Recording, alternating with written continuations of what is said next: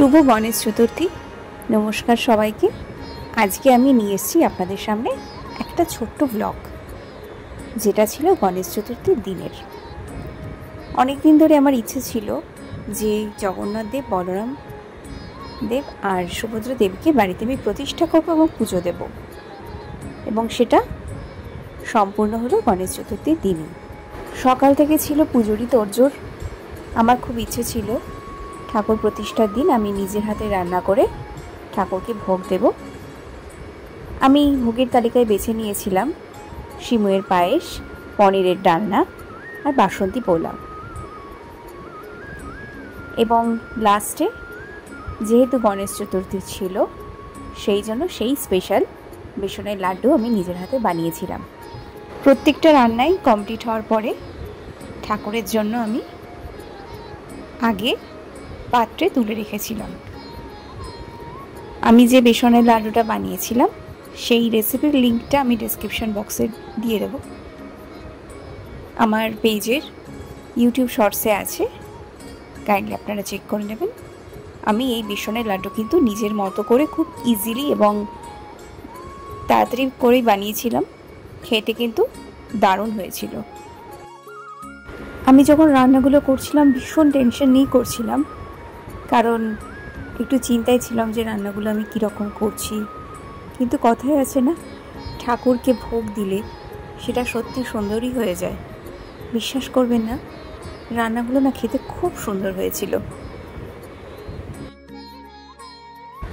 ভোগের রান্না তো কমপ্লিট হলো, এইবারে পুজো দেওয়ার পালা এবং প্রতিষ্ঠা করার পালা। প্রথমেই ঠাকুরের জায়গাটাকে ভালো করে মুছে নিলাম, এবং দেখতেই পাচ্ছেন একটা টুল কিনেছি, সেই টুলের ওপর একটা লাল চেলি কাপড় বিছিয়ে দিলাম। আমি জগন্নাথ দেব, বলরাম দেব আর সুভদ্রা দেবীর কাঠের মূর্তিটা এইবার পুরীতে বেড়াতে গিয়ে কিনেছিলাম। ওখানে না অনেক মূর্তি পাওয়া যাচ্ছিল জগন্নাথ দেবের বডিটা সাদা রঙের, কিন্তু আমার জানি না কেন এইটাই পছন্দ হলো, এইটাই কিনে নিলাম। যে গণেশ ঠাকুরের ছবিটা দেখতে পাচ্ছেন সেই ছবিটা এবং আর একটা তারা মায়ের ছবি আছে, সেই ছবিটায় আমি আগে পুজো দিতাম, কিন্তু কখনো ভাবিনি যে ঠাকুরকে এরমভাবে প্রতিষ্ঠা করে পুজো দেব। হঠাৎ পুরীতে গিয়ে সেই ইচ্ছেটাই মনে জাগলো এবং ইচ্ছেটা পূরণ করেই ফেললাম। ঠাকুরের সাথে যে জামা এবং মুকুটটা দেখতে পাচ্ছেন সেটা কিন্তু দোকান থেকেই দিয়েছিল।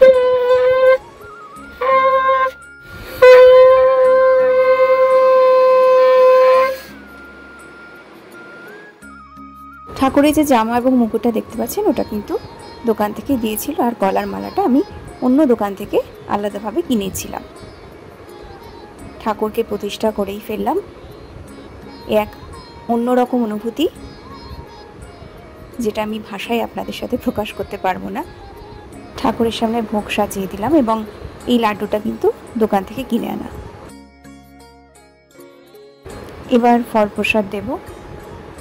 আমি নিয়ে নিয়েছিলাম এখানে কলা, নাশপাতি আর আপেল, 3 রকমের ফল প্রসাদ আমি ঠাকুরকে দেব।